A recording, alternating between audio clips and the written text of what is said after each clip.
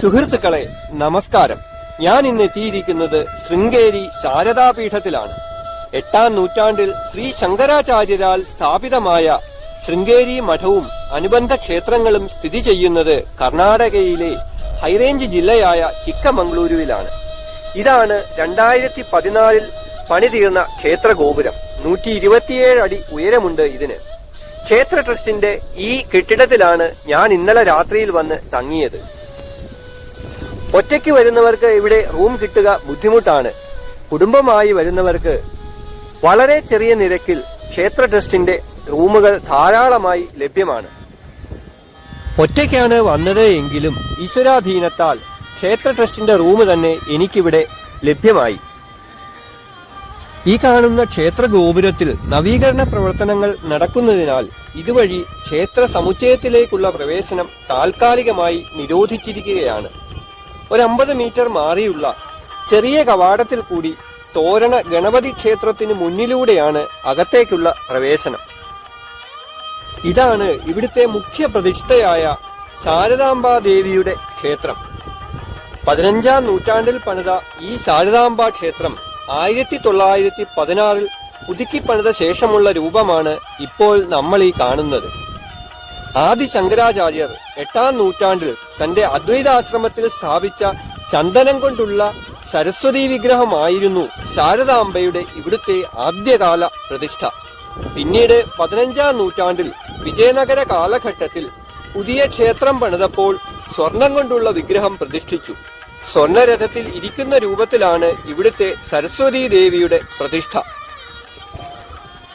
ശൃംഗേരി ശാരദാപീഠത്തോടനുബന്ധിച്ചുള്ള ക്ഷേത്ര സമുച്ചയത്തിൽ 2 പ്രധാന ക്ഷേത്രങ്ങൾ ഉള്ളതിൽ ഒന്നാണ് ഈ ശാരദാംബാ ക്ഷേത്രം. രണ്ടാമത്തേത് തൊട്ടടുത്തു തന്നെയുള്ള ശിവലിംഗ പ്രതിഷ്ഠയോടുകൂടിയ വിദ്യാശങ്കര ക്ഷേത്രമാണ്. 14-ാം നൂറ്റാണ്ടിൽ വിജയനഗര സാമ്രാജ്യ രാജാക്കന്മാരാണ് ഈ ക്ഷേത്രവും പണി കഴിപ്പിച്ചത്. 1338 AD പണി കഴിപ്പിച്ച ഈ കാണുന്ന വിദ്യാശങ്കര ക്ഷേത്രം വിജയനഗര ഹോയ്സാല ശില്പകലകളുടെ സമ്മിശ്രമാണ്. തറനിരപ്പിൽ നിന്നും 3-4 അടി ഉയരത്തിൽ കെട്ടിയ അതിവിശാലമായ തറയിൽ പരിപൂർണമായും പാറക്കല്ലിൽ നിർമ്മിച്ചിരിക്കുന്ന അതിപുരാതനമായ ഈ ശിവക്ഷേത്രം നയനമനോഹരമായ കാഴ്ചയൊരുക്കുന്നു ഭക്തർക്ക്. ഈ കാണുന്ന ക്ഷേത്രത്തിനുള്ളിൽ ശിവലിംഗ പ്രതിഷ്ഠയുടെ തെക്കുഭാഗത്ത് ബ്രഹ്മാവും സരസ്വതിയും, വടക്ക് ശിവപാർവതിമാരും, പടിഞ്ഞാറ് ലക്ഷ്മി നാരായണനും വിരാജിക്കുന്നു. ഈ വിദ്യാശങ്കര ക്ഷേത്രത്തിനു പിന്നിലെ ഐതിഹ്യം ഇനി പറയും പ്രകാരമാണ്. ശൃംഗേരി മഠത്തിലെ 10ാമത്തെ ഗുരുവും ശങ്കരാചാര്യരുമായിരുന്നു ശ്രീ വിദ്യാതീർത്ഥ മഹാസ്വാമികൾ. ലംബിക യോഗവിദ്യയിൽ അഗ്രഗണ്യനായിരുന്ന ആ മഹായോഗി AD 1333 ജീവസമാധി അടയാൻ തീരുമാനിച്ചു. ഇവിടെ സിംഹഗിരി കുന്നുകളിൽ തുംഗാ നദീതീരത്തെ ഗുഹയിൽ അദ്ദേഹം 12 കൊല്ലം കഠിനമായ തപസ്സനുഷ്ഠിച്ച് സമാധിയായി എന്ന് പറയപ്പെടുന്നു. ഗുഹയിൽ തപസ്സനുഷ്ഠിക്കാൻ തുടങ്ങും മുൻപ് അദ്ദേഹം തന്റെ ഉത്തരാധികാരിയായ 11ാമത്തെ ആചാര്യനോടും മറ്റനുയായികളോടുമായി ഇങ്ങനെ പറഞ്ഞിരുന്നു: ഞാൻ ഗുഹയിൽ പ്രവേശിച്ചാൽ ഗുഹാമുഖം അടയ്ക്കണം. 12 കൊല്ലം ഞാൻ ഇവിടെ തപസ്സിരിക്കും. ശേഷം എന്റെ ശരീരം ചതുർമൂർത്തി വിദ്യേശ്വര ശിവലിംഗമായി രൂപപ്പെടും എന്ന്. കുറെ വർഷങ്ങൾക്കു ശേഷം തദ്ദേശീയരായ ചില നാട്ടുകാർ എങ്ങനെയാണ് ഗുരു ഇത്രകാലം ജലപാനാദികളൊന്നുമില്ലാതെ ഒറ്റയ്ക്ക് ഈ ഗുഹയിൽ കഴിയുന്നത് എന്ന് ആശ്ചര്യപ്പെട്ട് ഗുഹാമുഖം അടച്ചിരുന്ന വലിയ കല്ല് മാറ്റി.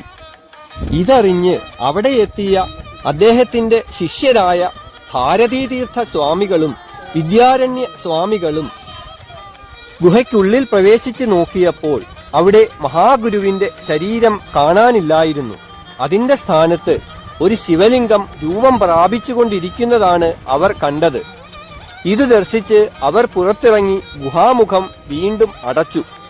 കുറച്ചു നാളുകൾക്ക് ശേഷം അവർ ആ ഗുഹയ്ക്ക് മുകളിലായി ഇപ്പോൾ ഈ കാണുന്ന വിദ്യാശങ്കര ക്ഷേത്രം പണി കഴിപ്പിക്കുകയും ചെയ്തു എന്നുമാണ് ഇവിടെ എഴുതി വച്ചിരിക്കുന്ന ഐതിഹ്യം.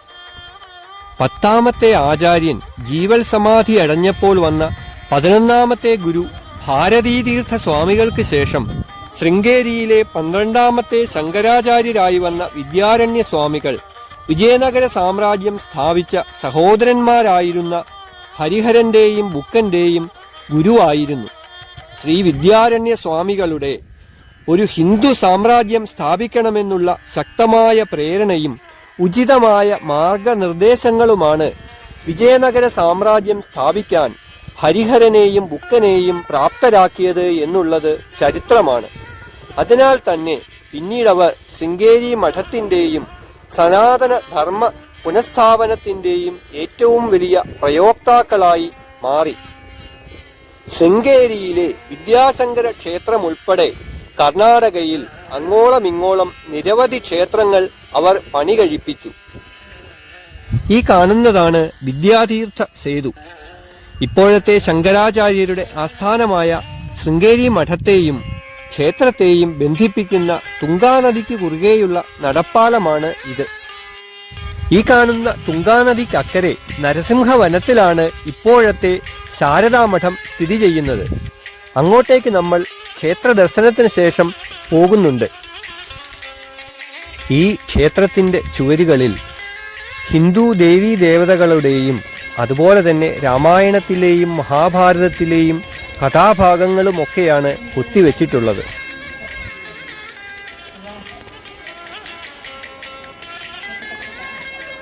ശൃംഗേരി എന്ന നാമത്തെക്കുറിച്ചും ചിലത് പറയാനുണ്ട്.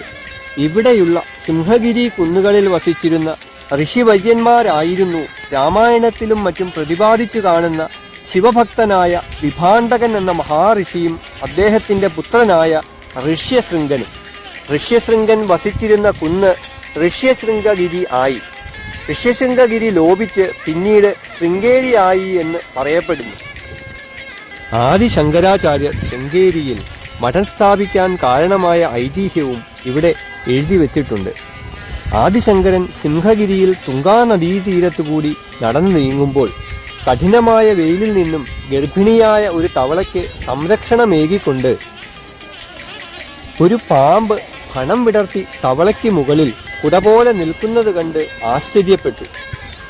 ആ നിമിഷം തന്നെ അദ്ദേഹം തീർച്ചപ്പെടുത്തി, പ്രകൃതിയാൽ തന്നെ ബദ്ധവൈരികളായ പാമ്പും തവളയും പോലും സൗഹാർദ്ദത്തിൽ കഴിയുന്ന ഈ സ്ഥലം തന്നെ അദ്വൈത വേദാന്തം പകർന്നു നൽകാൻ പറ്റിയ ഇടം എന്ന്. പിന്നീട് അദ്ദേഹം ഈ സ്ഥലത്ത് പാറയിൽ ഒരു വൃത്തം വരച്ച് അതിൽ ശാരദാംബാദേവിയെ ആവാഹിച്ചു. അവിടെ ഒരു ആശ്രമവും സ്ഥാപിച്ചു. ഈ ആശ്രമമാണ് പിന്നീട് ഇന്നു കാണുന്ന ശാരദാപീഠമായി പ്രശസ്തി ആർജിച്ചത്. ശാരദാപീഠം എന്നാൽ അറിവിന്റെ ഇരിപ്പിടം എന്നാണ് അർത്ഥം. 12 വർഷം ശങ്കരാചാര്യർ ഇവിടെ താമസിച്ച് വേദാന്തം ശിഷ്യർക്ക് പകർന്നു നൽകി എന്ന് പറയപ്പെടുന്നു. പിന്നീട് നൂറ്റാണ്ടുകൾക്ക് ശേഷമാണ് ഇവിടെ ശാരദാംബാദേവിയുടെ ക്ഷേത്രവും മറ്റും പണി കഴിപ്പിച്ചത്. ചരിത്രകാരന്മാരുടെ അഭിപ്രായത്തിൽ ശൃംഗേരി മഠത്തെ സംബന്ധിച്ച് 8ാം നൂറ്റാണ്ട് മുതൽ 13ാം നൂറ്റാണ്ട് വരെയുള്ള കാലഘട്ടത്തെക്കുറിച്ച് കാര്യമായ യാതൊരു രേഖപ്പെടുത്തലുകളും കണ്ടെത്താൻ സാധിച്ചിട്ടില്ല. വിദ്യാശങ്കര ക്ഷേത്രത്തിൽ അതിൻ്റെ തനിമ നിലനിർത്തിക്കൊണ്ട് ഇന്നും യാതൊരുവിധ പുതുക്കിപ്പണിയലുകളും നടത്തിയിട്ടില്ല. എന്നാൽ ശാരദാംബ ക്ഷേത്രത്തിൽ കാലാകാലങ്ങളിൽ പുതുക്കിപ്പണിയലുകളും കൂട്ടിച്ചേർക്കലുകളും നടത്തിയിട്ടുണ്ട്. ഇപ്പോഴും എന്തൊക്കെയോ പണികൾ ഇവിടെ നടക്കുന്നുണ്ട്. ഇത് ക്ഷേത്രത്തിനുള്ളിലെ യാഗമണ്ഡപമാണ്. വഴിപാട് കൗണ്ടറാണ് ഈ കാണുന്നത്.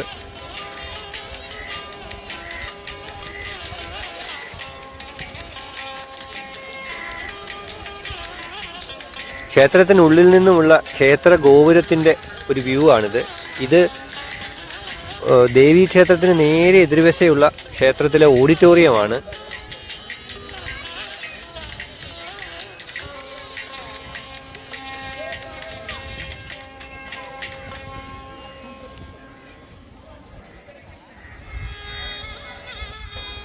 ഈ ബോർഡിൽ എഴുതി വച്ചിരിക്കുന്നത് ആദിശങ്കരനിൽ തുടങ്ങി ഇപ്പോഴത്തെ 37ാമത്തെ ശങ്കരാചാര്യർ വരെയുള്ള ആചാര്യന്മാരുടെ പേരുകളാണ്.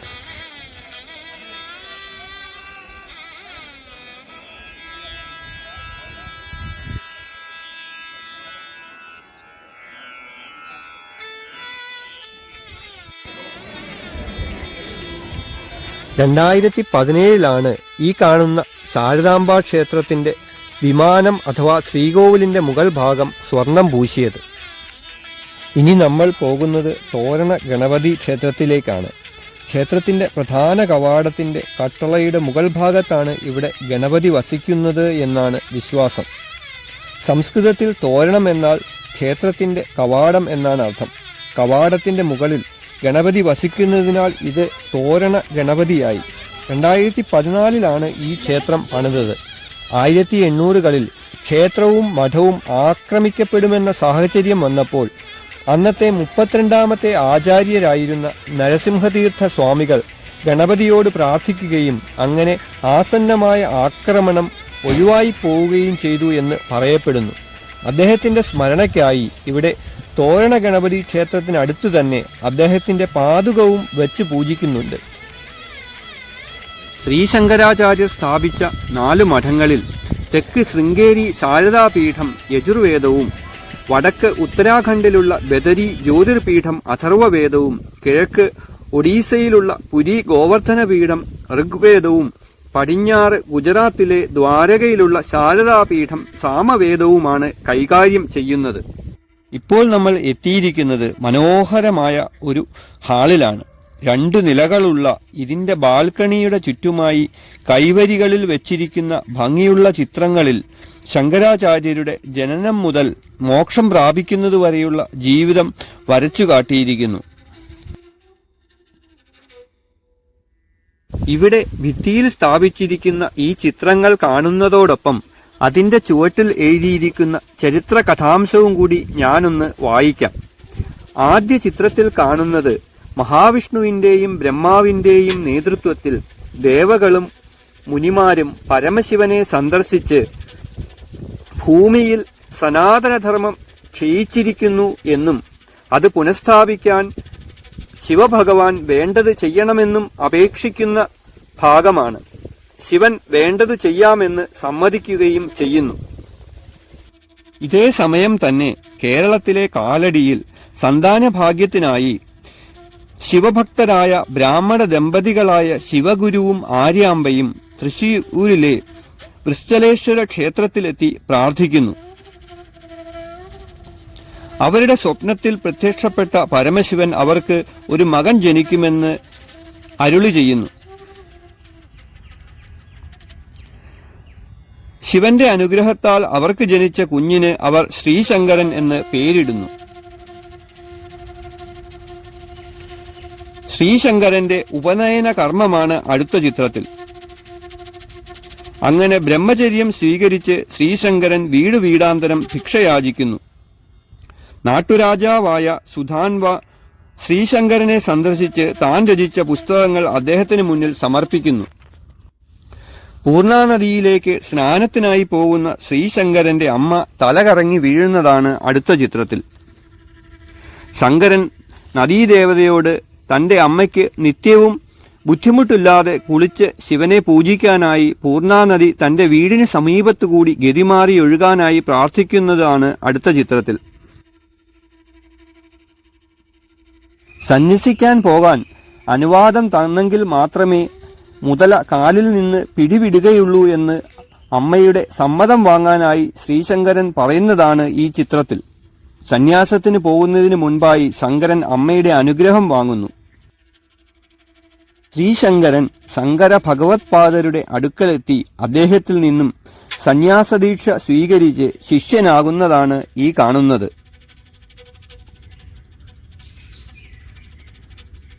ഉഗ്രരൂപിണിയായി മാറി നാശം വിതച്ച നർമ്മദാ നദിയെ ശ്രീശങ്കരാചാര്യർ തന്റെ കമുണ്ടലുവിൽ ഒതുക്കി ആ പ്രദേശത്തുള്ള ഗ്രാമങ്ങളെ രക്ഷിക്കുന്നതാണ് ഇത്. ശ്രീശങ്കരാചാര്യരുടെ ശിഷ്യനായ സനന്ദൻ ഗുരുവിന്റെ അനുഗ്രഹത്താൽ നദീജലത്തിന് മുകളിലൂടെ നടക്കുന്നു. സനന്ദൻ ഓരോ പദം വയ്ക്കുമ്പോഴും ഓരോ താമരപ്പൂവ് അദ്ദേഹത്തിന്റെ പാദങ്ങളെ ജലത്തിനു മുകളിൽ താങ്ങുന്നു. അങ്ങനെ സനന്ദൻ പത്മപാദരായി.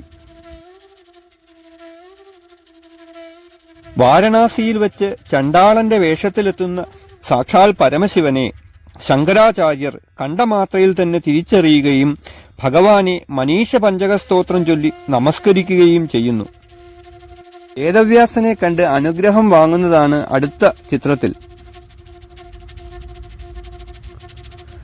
ഗുരുവിനോട് ചെയ്ത തെറ്റിൽ മനം തൊന്ത് സ്വയം ഉമിത്തിയിൽ കത്തിയമരാൻ മുതിരുന്ന കുമാരല ഭട്ടനെ കണ്ട് ശ്രീശങ്കരാചാര്യർ സമാശ്വസിപ്പിക്കുന്നു. മണ്ഡനമിശ്രനുമായി അദ്ദേഹത്തിന്റെ ഭാര്യയായ ഉഭയഭാരതിയുടെ മധ്യസ്ഥതയിൽ തർക്കത്തിലേർപ്പെടുന്ന ശങ്കരാചാര്യരാണ് അടുത്ത ചിത്രത്തിൽ. ശങ്കരാചാര്യർ മണ്ഡനമിശ്രനെ തർക്കത്തിൽ തോൽപ്പിക്കുന്നു. അദ്ദേഹം ശ്രീശങ്കരാചാര്യരുടെ ശിഷ്യത്വം സ്വീകരിച്ച് സുരേശ്വരൻ എന്ന പേരോടുകൂടി സന്യാസദീക്ഷ സ്വീകരിക്കുന്നു. ധ്യാനത്തിലിരിക്കുന്ന ശ്രീശങ്കരാചാര്യരുടെ തലവെട്ടാൻ മുതിരുന്ന കപാലികൻ എന്ന കാടനെ ശ്രീശങ്കരാചാര്യരുടെ ശിഷ്യനായ പത്മപാദർ നരസിംഹത്തെ ധ്യാനിച്ചു വരുത്തി രക്ഷിക്കുന്നു.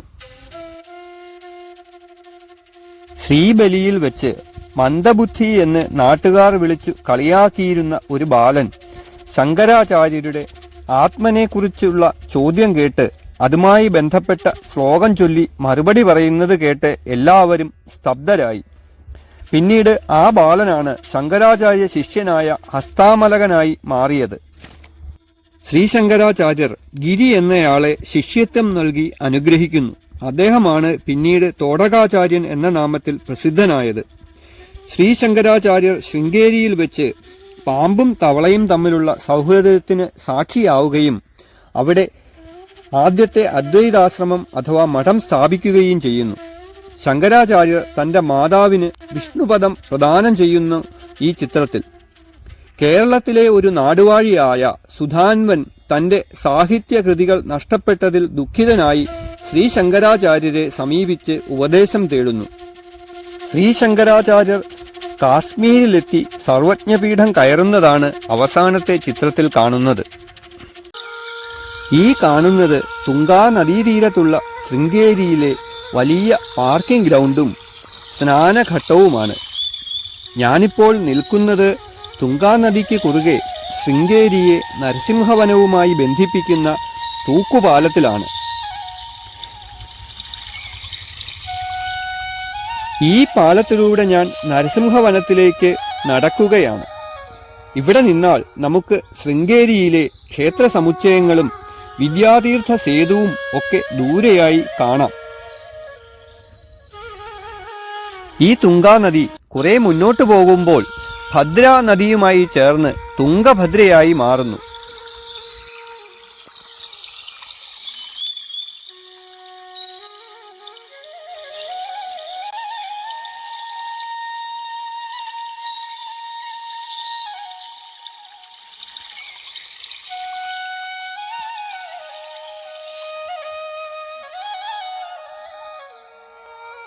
ഭാരതത്തിന്റെ 4 കോണുകളിലായി അദ്വൈത സിദ്ധാന്ത പ്രചാരണത്തിനും സനാതനധർമ്മത്തിന്റെ പുനഃസ്ഥാപനത്തിനുമായി ആദി ശങ്കരാചാര്യർ സ്ഥാപിച്ച 4 വൈദിക മഠങ്ങളിൽ ആദ്യത്തേതാണ് ശൃംഗേരിയിലെ ശാരദാപീഠം.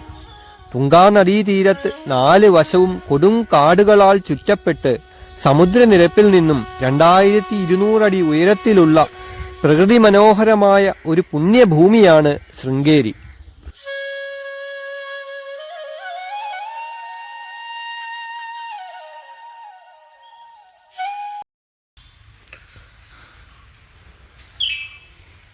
ഞാൻ പാലത്തിലൂടെ നടന്ന് തുംഗാ നദിയുടെ മറുകരയിലെത്തിയിരിക്കുന്നു. ഈ വഴിയുടെ വലതുഭാഗത്തായി കാണുന്നതാണ് നരസിംഹവനം. ഇതിനുള്ളിലാണ് ശൃംഗേരിയിലെ ശങ്കരാചാര്യരുടെ ആസ്ഥാനവും സന്യാസമഠവും സ്ഥിതി ചെയ്യുന്നത്.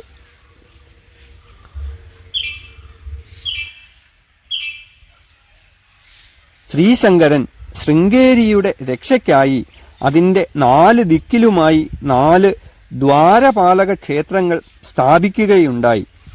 അതിൽ കിഴക്കുദിക്കിലുള്ള കാലഭൈരവ ക്ഷേത്രമാണ് ഇത്. ഇവിടെ ഇപ്പോൾ പുതുക്കിപ്പണികൾ നടന്നുകൊണ്ടിരിക്കുകയാണ്. ഈ കാണുന്നതാണ് ശൃംഗേരി ശങ്കരാചാര്യരുടെ ആസ്ഥാനം. ഇപ്പോൾ കണ്ട കാലഭൈരവ ക്ഷേത്രം കൂടാതെ പടിഞ്ഞാറ് ആഞ്ജനേയനും തെക്ക് ദുർഗയും വടക്ക് കാളിയും വിരാജിക്കുന്ന മറ്റ് 3 ക്ഷേത്രങ്ങൾ കൂടി ഇവിടെ ശൃംഗേരിയിലുണ്ട്. ശൃംഗേരിയിലെ ഈ നരസിംഹവനത്തിൽ വേഴാമ്പൽ ഉൾപ്പെടെയുള്ള ധാരാളം പക്ഷികളെയും എനിക്ക് കാണാൻ കഴിഞ്ഞു. ഇതുകൂടാതെ പുരാതനമായ മറ്റു പല ക്ഷേത്രങ്ങളും ശൃംഗേരിയുടെ അങ്ങിങ്ങായുണ്ട് എന്ന് അറിയാൻ കഴിഞ്ഞു. അങ്ങോട്ടേക്കൊക്കെയുള്ള യാത്ര അടുത്ത വരവിലാകാം എന്ന് വിചാരിക്കുന്നു. ദക്ഷിണ ഭാരതത്തിൽ കൂടുതൽ പ്രചാരത്തിലുള്ള യജുർവേദ ശാഖയുടെ സ്മാർത്ത പാരമ്പര്യത്തിലെ പരമാധികാരം ഈ ശാരദാമഠത്തിനാണ് എന്ന് പറയുന്നു. ഈ മഠത്തിന്റെ കാലാകാലങ്ങളിൽ മാറി മാറി വരുന്ന പരമാചാര്യന്മാരെ ശങ്കരാചാര്യർ എന്ന് വിളിക്കുന്നു. ഇപ്പോഴത്തെ ശങ്കരാചാര്യരായ ഭാരതീതീർത്ഥ സ്വാമികൾ ഈ പരമ്പരയിലെ 36ാമത്തെ ആചാര്യനാണ്. അദ്ദേഹം തന്റെ ഉത്തരാധികാരിയായി നിശ്ചയിച്ചിരിക്കുന്ന 37ാമത്തെ ആചാര്യനാണ് ശ്രീ അഭിനവ ശങ്കരഭാരതി മഹാസ്വാമികൾ. 14ാം നൂറ്റാണ്ട് മുതലുള്ള മഠത്തിന്റെ ചരിത്രം രേഖപ്പെടുത്തിയിട്ടുള്ള കയ്യെഴുത്തു രേഖകളും മറ്റു വൈദിക ഗ്രന്ഥങ്ങളും സൂക്ഷിച്ചിട്ടുള്ള അതിവിശാലമായൊരു ഗ്രന്ഥശേഖരവും ഇവിടെയുണ്ട്. ഇത് നമ്മൾ മുൻപ് കണ്ട വിദ്യാതീർത്ഥ സേതുവാണ്. ഇതിലൂടെ ഞാൻ വീണ്ടും ക്ഷേത്ര കോമ്പൗണ്ടിലേക്ക് പ്രവേശിക്കുകയാണ്. ആദി ശങ്കരാചാര്യർക്കു ശേഷം ശൃംഗേരി ശാരദാപീഠത്തിന്റെ ആദ്യത്തെ ഉത്തരാധികാരിയും അടുത്ത ശങ്കരാചാര്യരുമായത് അദ്ദേഹത്തിന്റെ ശിഷ്യനും പൂർവാശ്രമത്തിൽ മണ്ഡനമിശ്രൻ എന്ന് പേരുകാരനുമായിരുന്ന സുരേശ്വര ആചാര്യനായിരുന്നു. ശൃംഗേരിയിൽ ദർശനത്തിനായി ഇനിയും പുരാതനമായ പല ക്ഷേത്രങ്ങളുമുണ്ട്. അവ അടുത്ത വരവിൽ ദർശിക്കാമെന്ന പ്രതീക്ഷയോടെ തൽക്കാലം നിർത്തുന്നു. എല്ലാവർക്കും നന്ദി. ശുഭയാത്ര.